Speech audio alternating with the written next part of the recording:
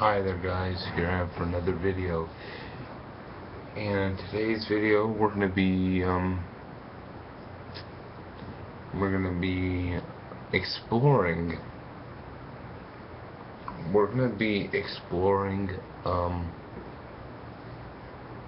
my favorite film, From Dusk Till Dawn. I understand that I'm gonna bore you to death with this video because you probably already heard me do like almost like 7 hours worth of video content dedicated to this film. I just really love this film. It's my favorite movie. It's the best movie I've seen.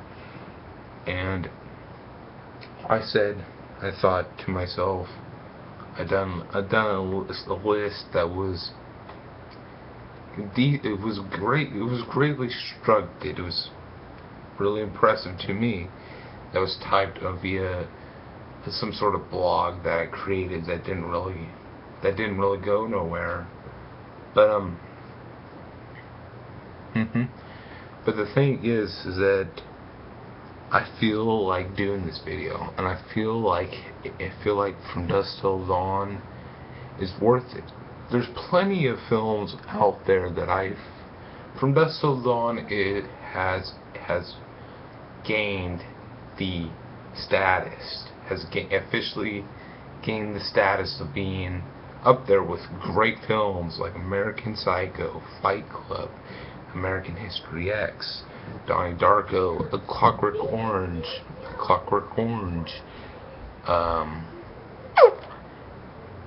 Yeah, it has earned its spot, and I really appreciate that. Even knowing that I'm not really fond of what Echo Bridge Home Entertainment is doing with the film, I'm not entirely happy with it because they put in multi-packs with fucking full moon movies. But there's plenty of films that I do believe deserve to be highly regarded, like Dracula 2000, but I'll probably get to that sometime. But I want to go in depth and explore the world, the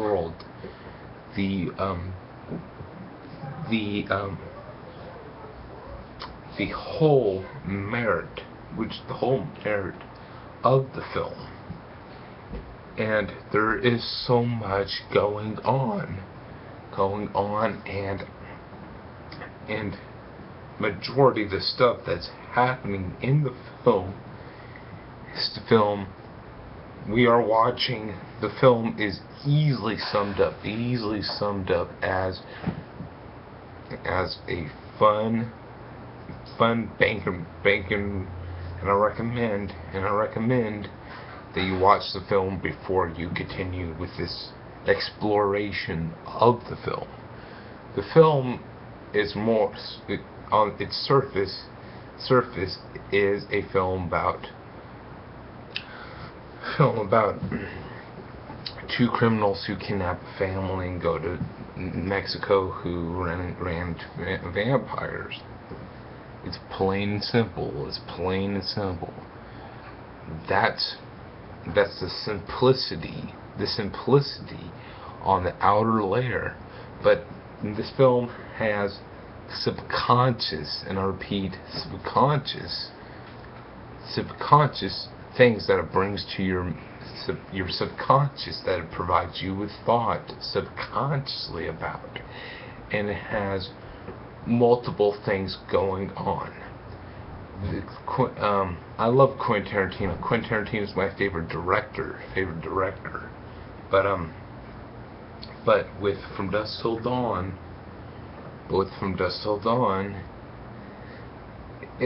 it's his film with the most intellectual merit. It has a meaning. It has a message.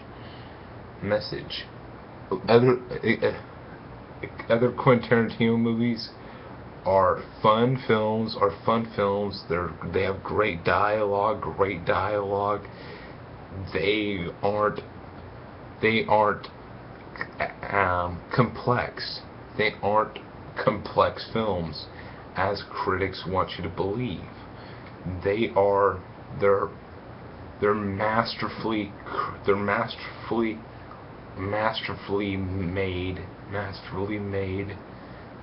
crafted exploitation films that could be. That could be. That could be. That could be. That are not that could be, that are up to the same length as an Oscar-worthy film. And he done it well. He is bringing more credibility to the exploitation genre. Robert Rodriguez, I thought he had some great potential in the 90s, and had one good film in the 2000 to 2013 thing, and that's Planet Terror. But honestly, but Robert Rodriguez is more of an exploitation guy. More of like an exploitation guy who just makes quick films, but there's some that are for exploitation films, but most of them aren't up to the terrific writing, directing of Quentin Tarantino. He is a low grade version of Quentin Tarantino, because Quentin Tarantino delves deep into the character, and that's the way he is. With Robert Rodriguez, it's just whatever looks cool. That's all it is. And yeah, let's start off. From Dusk Till Dawn starts off with a shot of this police car. You see it coming up, and you see him walking in, and he does his thing. And I've just watched this film so much that I could remember practically everything that the guy does. He bends his leg, grabs his leg, and puts it back. It's just cool. It's not cool. It's just is a great way that it just builds to the unexpected tone of the film. See, the first few minutes, you are meant to believe that this sheriff Earl McGraw, and this character's been in plenty of Quentin Tarantino and Robert Rodriguez films, and his son has been his real life son, playing the son of the characters, has also been in a few movies. Earl McGraw has been in Death Proof, Planet Terror, Kill Bill, Volume 1, and From Dusk Till Dawn. While his son, I believe Edgar McGraw, has been in From Dusk Till Dawn 2, From Dusk Till Dawn 2, Kill Bill Volume 1, and Death Proof. And in a deleted scene on the DVD, on the Blu-ray or DVD of Machete, he's in there. So Edgar McGraw has a little bit more of an addition, but he isn't as crucial and as much of a universe builder as Earl McGraw. See, the reason why you don't see Earl McGraw in all of Quentin Tarantino's films, and some of his collaborative efforts, some of his collaborative efforts, like four rooms, Crudeled. I haven't even seen Crudeled. I haven't even seen 4 rooms, but I'm really am interested in seeing those films. He's been in. That's his 2 collaborative efforts, and those exist in the same universe. They have 4 rooms, from my acknowledgement. Acknowledgement has a few traits, a few things that were like, you got the, I believe, the Red Apple cigarettes, or the Big Kahuna Burger, and Crudeled, which is the major drawing point to it. Drawing point to it is that there's a news report with Seth and Richard Gecko in it. Yeah, and I'm like, damn. The reason why Earl McGraw isn't in From Dusk Till Dawn 2 is because, obviously, we'll get to that soon. And in From Dusk Till Dawn 3, the actor plays a different character, which is a real. He plays a character who's actually a real life person, Ambrose Bierce, and I would like to think, in the mythology is that Earl McGraw is a descendant of Ambrose Bierce, but who knows? Yeah, Earl McGraw isn't in Natural Born Killers, isn't in True Romance, isn't even in Reservoir Dogs, Pulp Fiction, Jackie Brown, but in Inglourious Bastards. But you would get him as a different character, get the actor as a different character in the Django Unchained. But we're delving into the characters.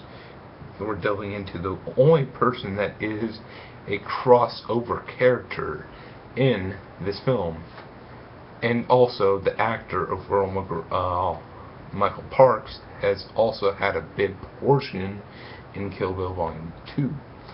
Okay, but anyways, and From Dusk Till Dawn, you see him stroll up, and him and the store clerk, Pete Bottoms, share some great dialogue, and they provide you with the first clue that's brought up into your subconscious, that if you listen carefully, he's saying, well, those burritos aren't good for nothing but a hippie when he's high on weed. And then he orders a thing of Jack Daniels. And that's bringing up to the subconscious level, which gets a little bit more heavier, and a little bit more funnily absurd later on in the film. But the absurdity is fun. We'll get to that. But yeah, the thing is that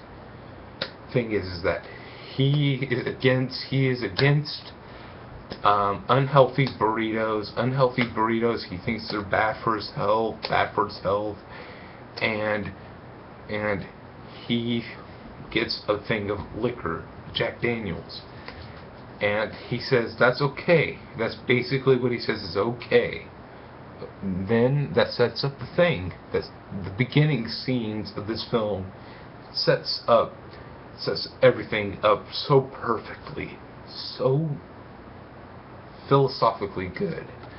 Sorry,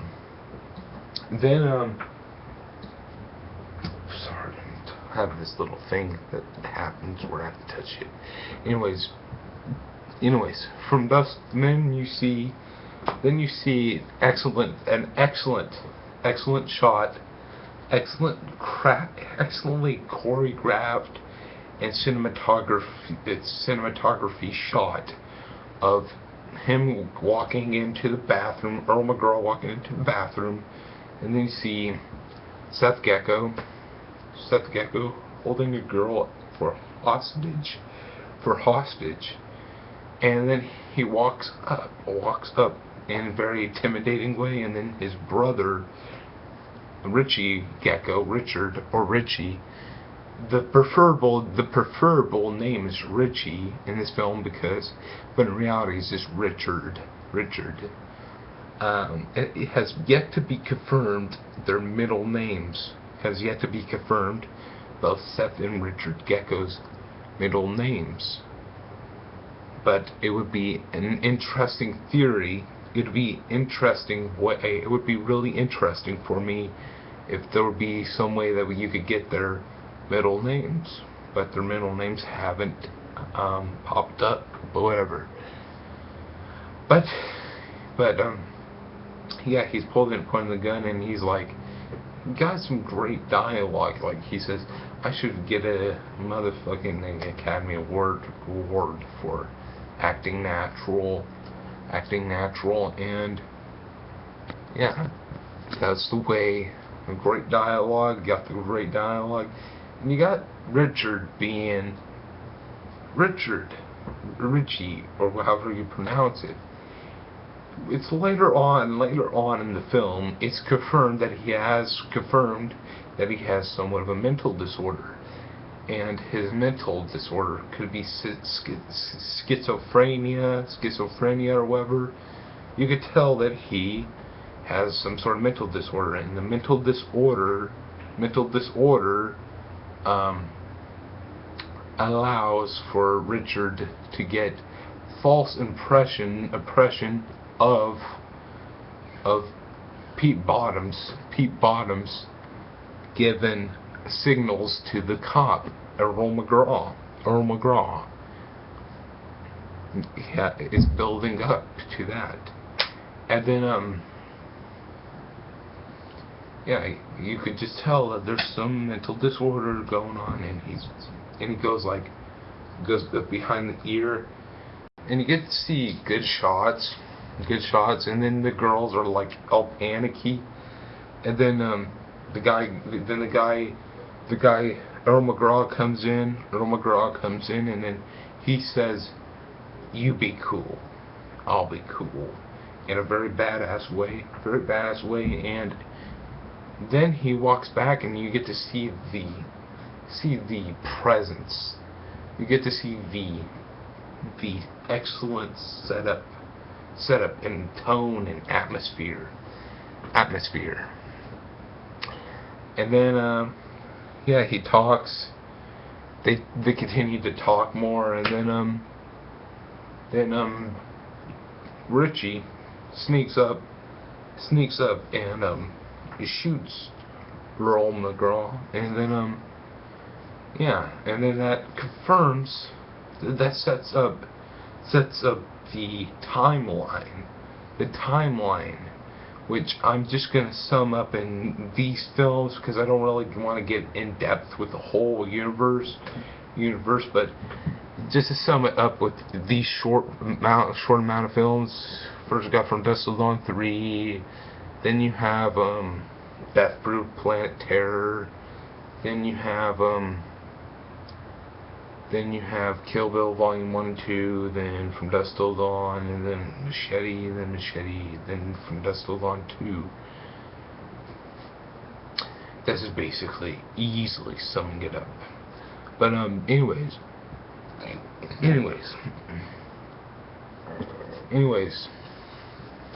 they have a great dialogue back and forth, and he's saying he was signaling him, and then Pete Bottoms is like, no, and then excellent performances from him. He gets shot down. Sorry. Then yeah. Then they're talking. Then they're talking, and then yeah, and then the big old shootout, and then you get to see excellently paced, and you get to see the girls run out, and then you get to see them talking back and forth in different locations, but in a commentary I heard, it's the same aisle, but the way that they made it, they made it seem like they're in different areas, and it's real good. And then you get the creative thing that sets up the whole thing. Seth tells Richie to shoot out all the liquor cans, and then they get shot, making the liquor come down on him. Then Seth lights up a toilet paper roll, throws at him, and that's creative. And then they get in a bit of a shootout with a burning man, and then he falls on some popcorn. You get to hear the pops going, and then yeah. After that,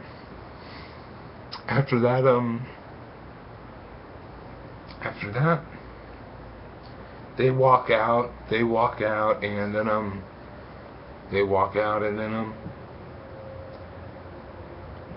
then they have this excellent thing that combines the two different, but one was once unique and creative action scenes that had something somewhat resembling in a plot of characters with Robert Rodriguez's explosions, and then you have the Tarantino dialogue. Very progressively introducing the two styles very nicely. And then you see the credits, which the credits are really cool. Get the good music. You have the you get to see like the flashes of the credits going on, and then you see Seth and Richie just sitting there, and it's really cool. You get to see them. Like when Richie got his hand shot out, it's camp. It's not campy. It's just a way of easing the tension. See, that's what they done perfectly with this film. Is you got that very tense opening, and then you have something easing the tension with somebody putting duct tape on a wound and spitting some liquor on it. Oh yeah. And I forgot to talk about it. The Earl McGraw dying part, we thought that was going to be all about him, but it really wasn't. And that's setting up the tone well. That's setting the unexpected tone. We thought it was about him, but now it's really about the brothers. There's a whole bunch of different things going on. And then Seth is going to they're going to a motel or hotel, and then you have this guy, this rude store hotel check-in clerk dude, and he's saying I want a fucking room, and he said get dialogue, and then yeah, they're walking, and then you see Richie just sitting there, cleaning his glasses, and then you see in the mirror, you get to see Red Apple cigarettes, which is cool that they're setting up the universe, and then yeah, they're going in. Oh yeah, and when they're in the driving away, you get to see a flash of a girl in the trunk, and it's just the way that they've done it is excellently shot, and adds some really cool stuff going on. And then yeah, then Seth and Richie making us get introduced to this girl, and they're saying, "You don't mess with us. We don't mess with you. We don't mess with you," and have a great dialogue like, "I told you to plant yourself in the seat. Do plants talk?" Good dialogue. Good dialogue. And then after you build up the greatness, you meet up with the innocent outsiders. You meet up with the innocent outsiders.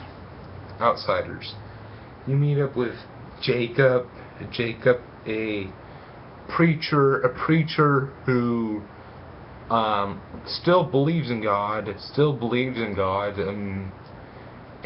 but he lost his love, he lost his respect for God since his wife and the two kids' mothers died in an automobile accident. That was his faith destroyer. His love and respect for God. That's what motivated his love and respect for a God or whatever. And then yeah, you meet up with him, and you could. There's an arc. There's an arc there, and we'll get to that later. And you have Ernest Liu, which is played by, oh great, I forgot the character's name. I'm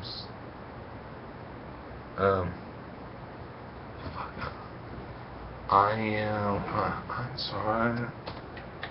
It's just that that kid's kind of forgettable. But man, I'm terrible. I'm trying to get the kid's name. Yeah, Scott. Yeah, you meet up with Scott.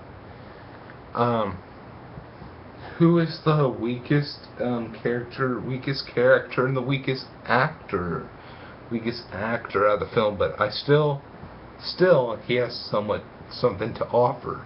He isn't 100% trash. He doesn't affect the film bad.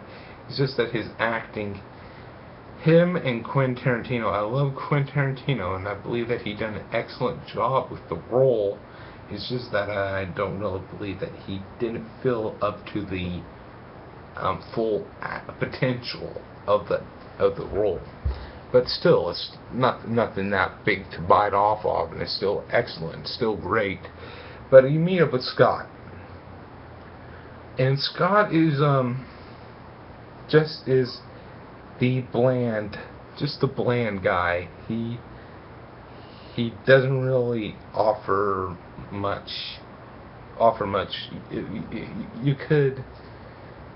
You could get down to a subconscious level that he's going to be one of the ones dying, but still, there's still some glimmer of hope for the characters and survival. But you meet up with Kate Fuller. Kate Fuller, played by once talented and beautiful Juliette Lewis, who looks beautiful in this and Natural Born Killers. But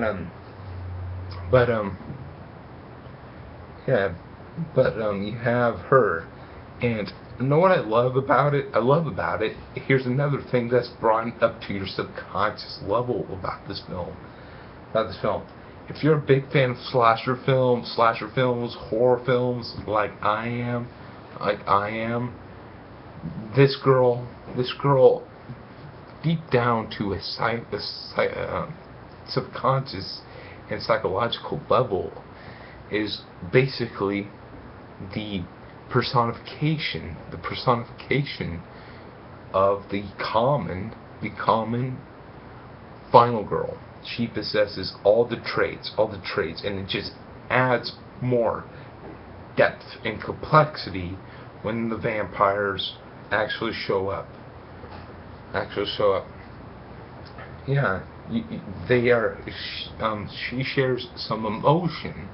She shares some emotion with her father about how he's just lost his faith, and it's just good. And then you see zoom ups, and it just gets this music, and then you meet up, then you say, then yeah. And another thing that's just unease. It's just uneasy in this girl who the Gecko brothers kidnapped. The Gecko brothers kidnapped is asked to be asked to watch some television in the same bed, and she accepts the offer, which isn't good.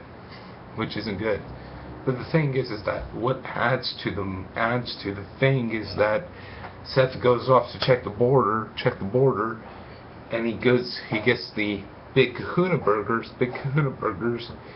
and he's talking with his brother saying could get a bigger percentage, and then they're like he's eating burger, and then it gets slightly more easy, and then she got a third burger, and you could tell a third burger for the girl. And that's proof that he has somewhat of compassion. He's like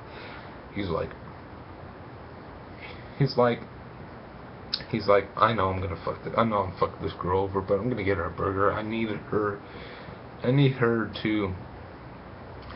You could tell that he wants to figure out a way to end this thing with a clean conscience, but still, he's the most evil, and the most reprehensible character in the film. But still, he wants to have a clean conscience, and Richie, on the other hand, doesn't have the ability to have clear moral thoughts. Clear moral thoughts.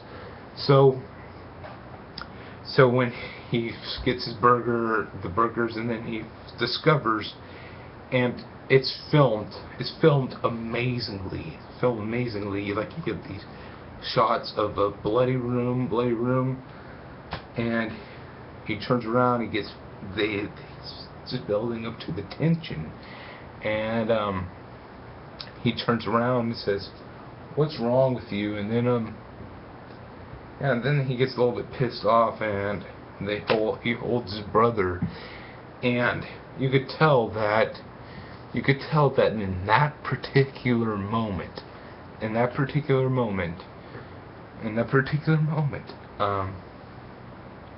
somebody already said this to me, but I agree with the fact. The majority of this stuff has already been said to me, but I interpret it, and this is the way I agree with it. This is also the way I interpret it, but this is something that I agree with. And the thing is that in that moment,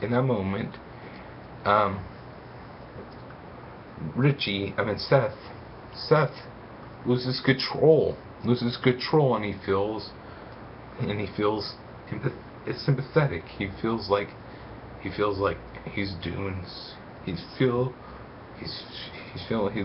he's losing control.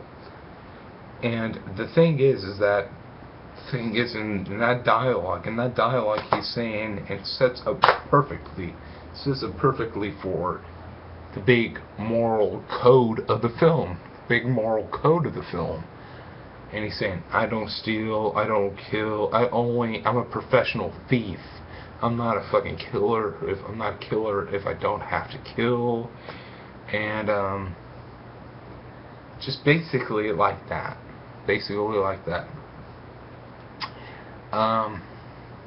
Yeah, and he gets pissed. Then you meet up. Then the Fuller family comes in their trailer to this place, and then place in yeah. Then get to see Seth being a very intimidating character infiltrating his next targets for fleeing to Mexico. And and then they set up a thing where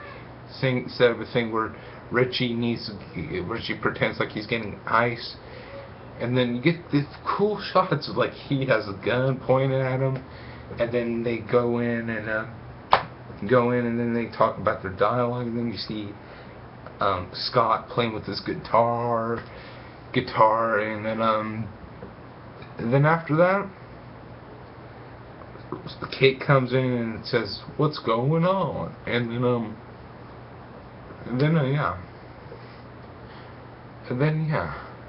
then you have that portion. Then they go off and drive to Mexico, and then you meet up with the characters. You have the obligatory Tarantino foot fetish shot. You have him being shy. And the thing is that when he's in the hotel room, he gets the impression that the girl's saying, "Eat my pussy," and that's the way things roll. And then he's saying, "Are you serious about that offer?" And then were you just fooling around? And she isn't aware. She isn't aware of what he's even coming from. And you could tell. And then with Seth and Jacob are having a conversation. Excellent done conversation.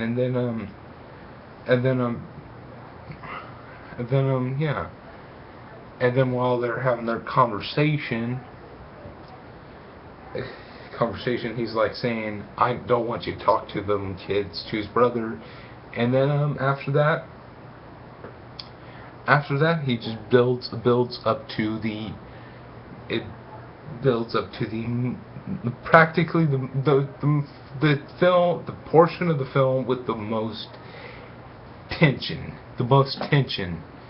in the realistic realm of it being an action crime drama.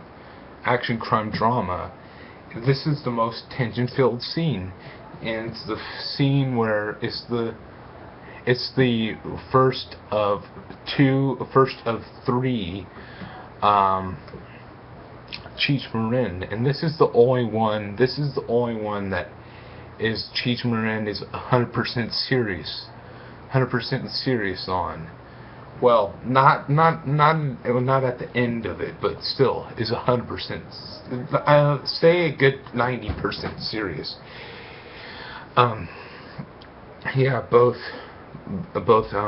Richard and Seth take Kate in the bathroom, and then they're talking. And they're saying he knocks his brother out, and then both Scott and Jacob are talking about, we need to fucking tell these people, we need to tell the cops what's going on. And then he's saying, your sister's back there. And then then you see him, then the border patrol, Cheech Marin senses some bullshit, his bullshit senses are up.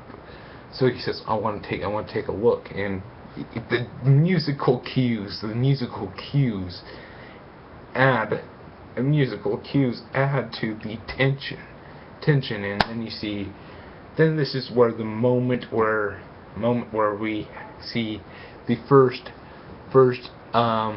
funny and not serious Cheech Marin bit, where he's checking her up and he's looking, and then he's going smiling and he's like, can you shut the fuck, as she says, can you shut the fucking door please?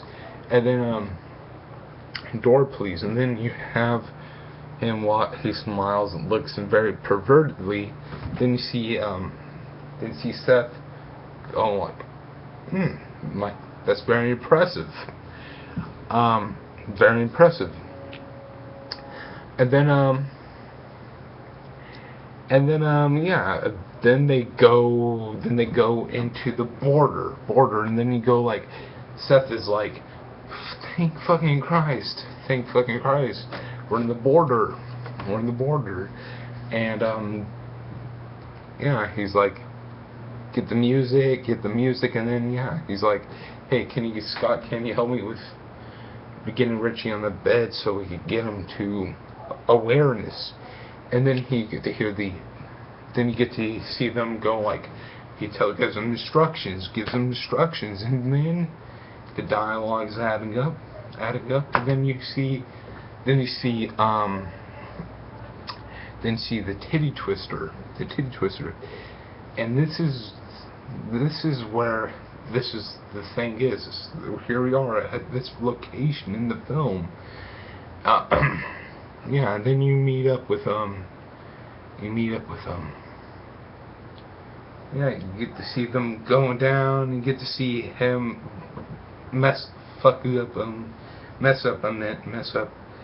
the second of the three changemen, who is like saying, you can't come in here, and then they kick him, and then before that, they in the trailer they say, everybody be cool, you be cool, take it from me, and then yeah, and then they go on, and then the father's like, dear Heavenly Mother, oh God, and then they go into the titty twister, and then after that you get to see them get introduced to Danny Trejo, who the character that we see in From Dusk Till Dawn 1 is the same character in From Dusk Till Dawn 3. From Dusk Till Dawn 2 is a different character, which is the brother of this one. This one's Razor Charlie, and the one From Dusk Till Dawn 2 is Razor Eddie, and then you see them going to the bars, and then he says, this is my place, this is my kind of place. You get to see some very explicit shots, but it's done with some tactfulness. It isn't like cheap filmmaking like majority of horror filmmakers or filmmakers in general that just rely on gore and nudity because it's low. That's low filmmaking. This is done with a subconscious layer. It's dealt with maturely, and has some sort of significance. It isn't just poor. It isn't like Friday the 13th film where, hey, we're dumb teenagers, we're gonna go and have sex and do drugs here and get slaughtered. No, it's there. It's there for a reason. I don't get me wrong. I love the Friday the 13th franchise, but it's not as lazy as those films are. And then yeah, then you see them. They're just talking, and then after that, yeah, Jacob confronts Seth and saying, are you fucking loser? You have the whole state of Mexico, the whole state of Texas chasing you, and all that happening, and then yeah, he's like, yeah, then they're getting all confrontational, and then Salma Hayek comes along and is the divider. She is her very attractive, and very attentionally attracting Richie to follow her and go somewhere where she could hide him, and then yeah, that's the way things roll. That's the way things roll. Yeah. And then, yeah, then the guy comes along and then they get all pissy. Oh yeah, and then you get this big guy and he says, I'm gonna finish this bottle and go bust it over his melon head. And then, yeah, and then, yeah, they're just going along. And then, then the then Cheech Marin goes like, this guy kicks me in the ribs, and this guy put me down, and this guy kicked me in the ribs while I was down. And then, yeah, then then he grabs the gun, and then one of them stabs him in the same area that he got shot in earlier, which is, it's not lazy. It's not lazy. It's there. It's there as a way to progress the plot. You see the area get shot, and then you see the blood drips, and then yeah, they shoot him. Then everything says, "Let's be calm." Then you see the reactions, and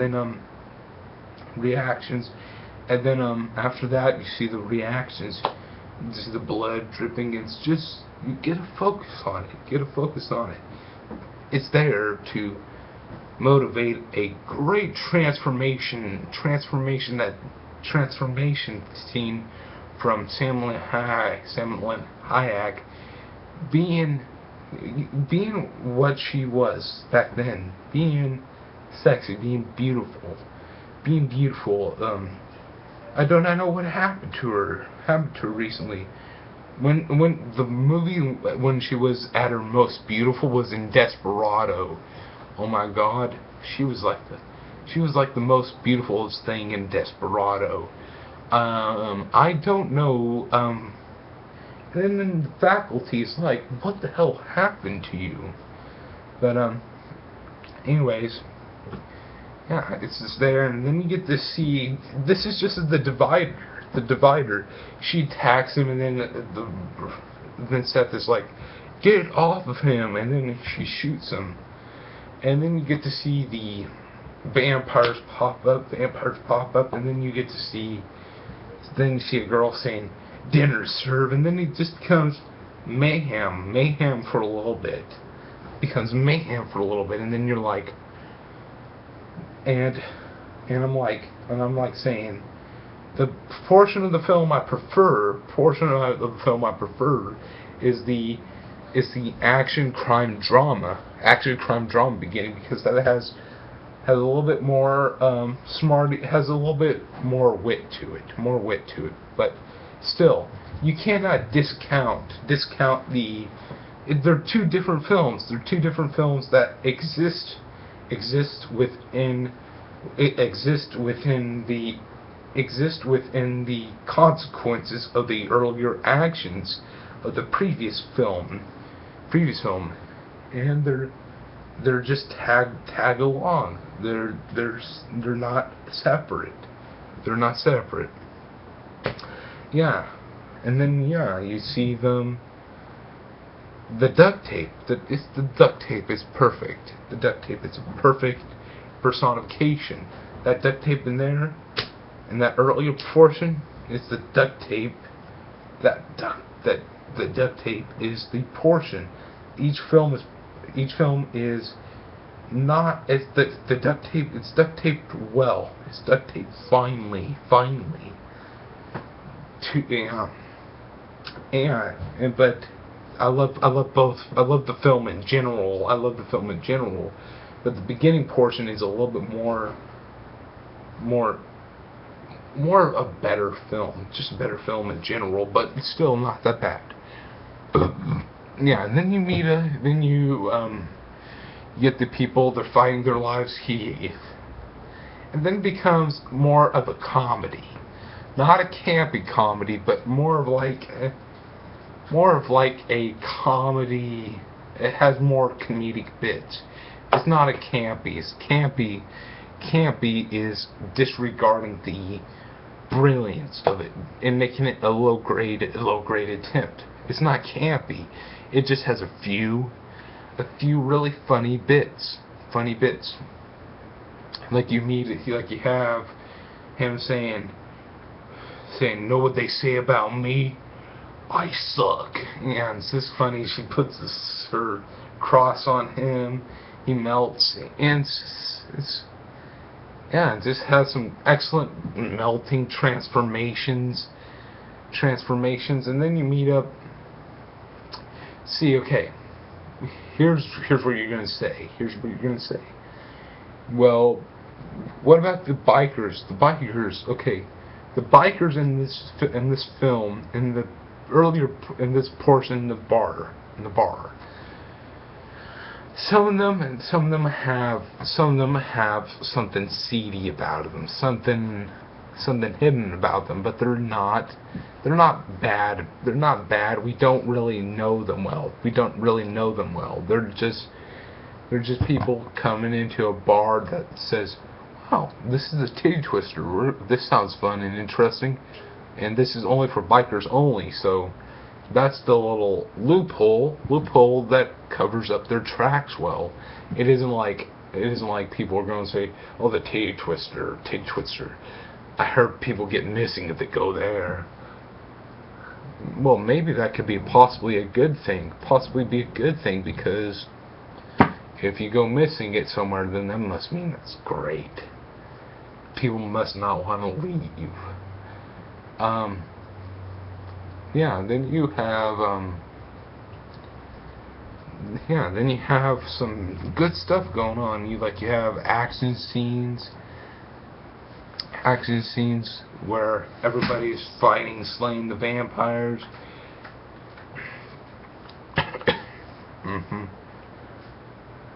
Okay. Yeah, and then you had the vampire part. The vampires, they are acting out their animal instincts. This is basically survival for them. They are the closest thing to the animal side of us humans, and they provide the they are acting over from instincts. It may not be the best option, but still they're implying from their instincts. And then you get to see some cool scenes. You meet up with two. See, the earlier parts of the film are refined. I love that. You have the beginning part, which is just refined, easily made perfectly, seamlessly perfect. And then you just have the first portion is just like somebody working really hard. And then the second part is just like relax. This is just a vampire film, but there's more. So we're built up with the moral consequences, the moral story. See, we are built up with. Vampires are just there doing their thing. It's all about what we perceive as good and bad. This is just basically a big old tale of moral stories. This is a moral tale, a tale of good morals. Yeah, and then you have some cool scenes where you have Fred Williamson, who's saying, "I used to fight Nam," and then till now, and just has some cool scenes. You get to see Tom Savini play Sex Machine, cool name. He has a cock gun. He fights them, and then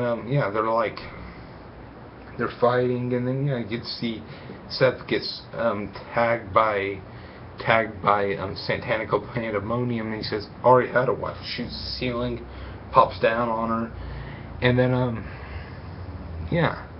then they fight, and then the big old vampire outbreak comes. They have to hide and get ready, and then this is where the portion of the film where it gets really, really just inventively fun.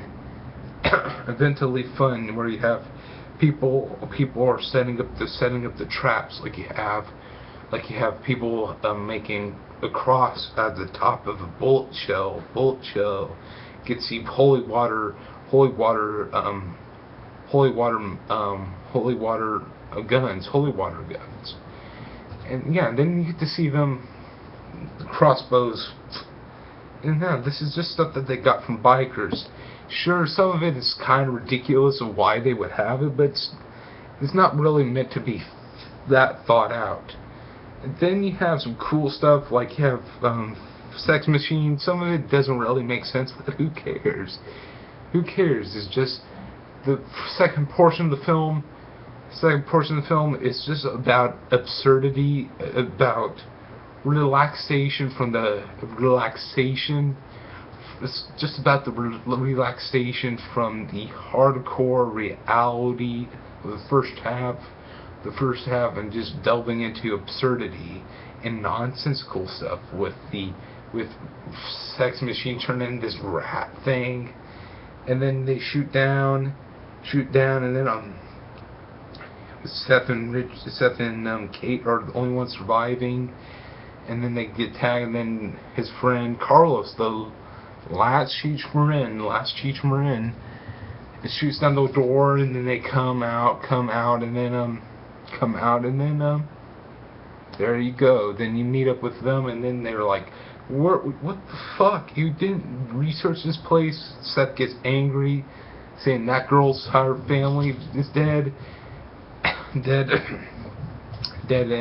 my brother's dead, and then he's like saying, is there any way that I could give it? And then they negotiate, and then Seth, proving that he is a guy with a heart, gives Kate with some money, and then he's like saying, she says, I want to follow you, and then he says, I may not be a bastard, but I'm not a fucking bastard, because he doesn't want that girl. And then she goes on to live her life, and then you see the back shot of the titty twister.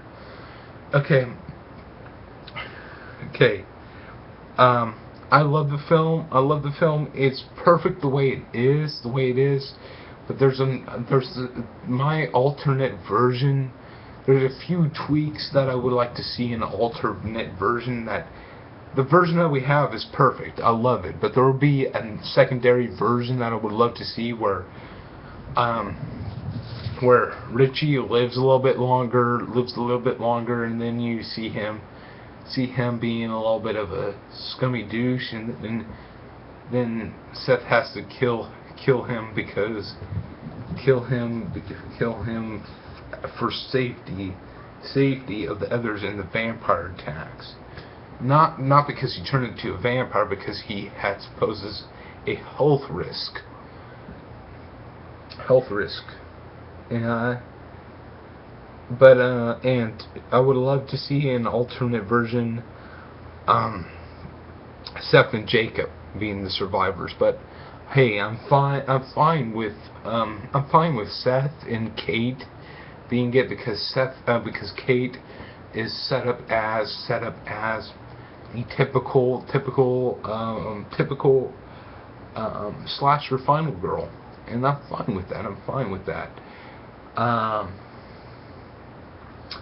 Yeah, ultimately, I love this film. This film was my favorite film of all time. It's the best film I've seen. It has a lot going on in it, and I honestly don't see why anybody would hate it. It has action. It has action throughout the whole film. The first half has drama and crime elements, and then the second portion is just plain Jane horror, as best. Yeah, it has a lot of messages going on. It has a lot going on, and this is the end of the exploring of From Dusk Till Dawn. Next, I would like to do a video on, maybe it'd be another exploring, but It would be me like telling you why Dracula 2000 deserves a higher portion on every every people's list, and maybe be exploration of it. Thank you for watching. Goodbye.